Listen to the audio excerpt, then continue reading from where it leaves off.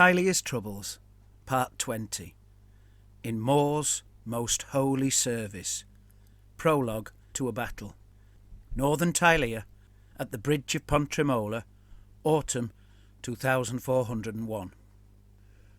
Biagino had been watching the army march across the bridge at Pontrimola to the northern bank of the river Terano.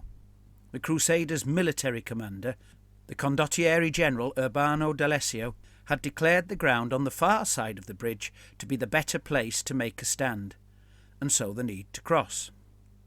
He had not explained his decision, and why should any general worth his salt have to? But Biagino and several other priests secretly agreed that the choice was most likely based on the fact that with a river behind them, spanned by a single bridge, the Holy Army's peasant and militia soldiers would find it difficult to quit the field of battle.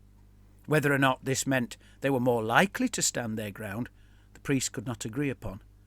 It could simply mean that if they did flee, they would drown as a consequence. The enemy host would surely be terrible to behold, and the battle against them more like a feverish nightmare than the waking world. Then again, thought Biagino, what battle is not a nightmare? Yet this foe would strike fear into the bravest noblemen, even the most experienced and battle-hardened of mercenaries. This battle would be more horrifying than most, for there would already be dead upon the field before the first blow was struck. Living dead, wholly intent on killing the living.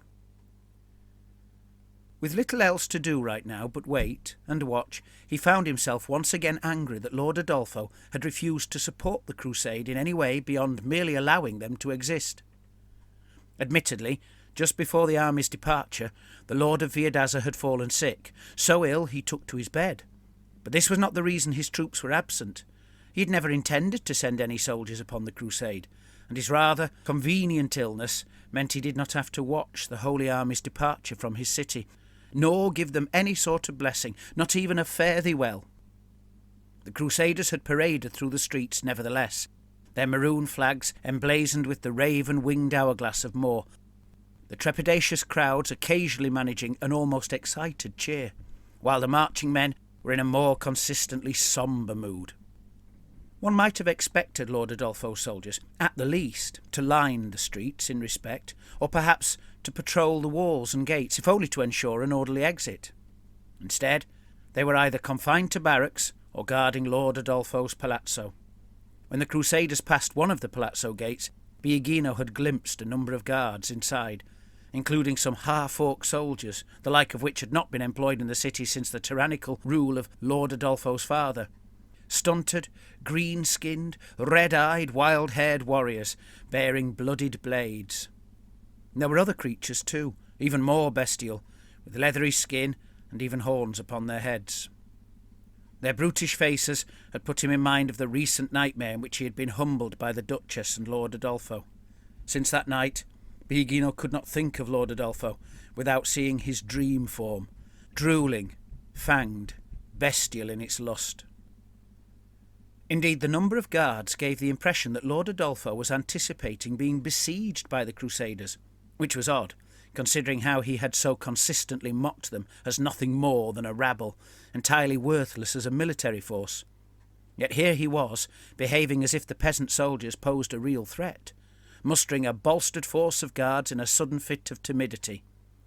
At the time, Biagino had briefly feared it might be part of some cunning plan in which the Crusaders were to be divided, disarmed, dispersed. But he soon dismissed this idea, as it was ridiculous. The truth was simple.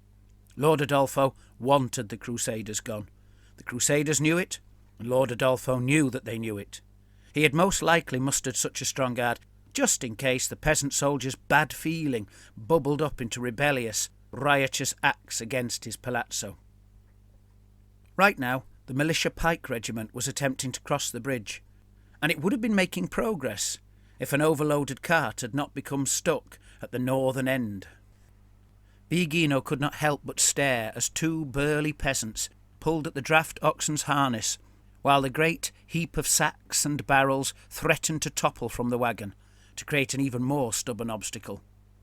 The confusion was not helped by the fact that a handful of peasant militia, apparently unaware of the danger the teetering barrels presented, had already begun constructing a short stretch of wooden fence to partially close off the bridge.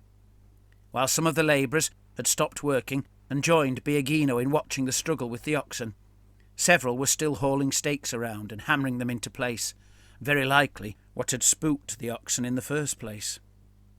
One peasant carried neither maul nor stake, but rather a pitchfork, and he was obviously not there to assist in the labour, nor was he about to harvest hay. It suddenly dawned on Biagino that he must be a guard. The fork's tines were not even particularly sharp, one having snapped off near its point. Biagino could imagine the argument between the peasant and his master concerning which particular fork to take. Not the good ones, obviously. Once again, he found himself thinking about the army's capability, if this was what counted as armed protection. The sight did not exactly inspire confidence. Still, he thought, glancing over the bridge, the army did contain some more appropriately armed soldiers. The militia pikemen stood with apparent patience, well drilled in their postures from years of weekend practice, their brace of drummers now sensibly silent.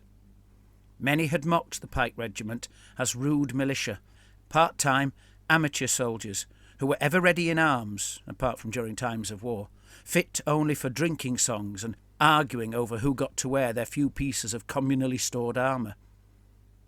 Biagino, however, knew that whatever they had once been, they were now inspired by the god of death, holy Morr.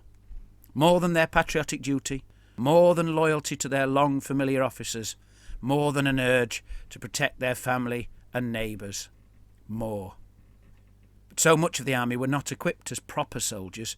The large regiment of haphazardly armed peasants, which had yet to cross the bridge, seemed to grow ever more keen during the march, more than any others in the army.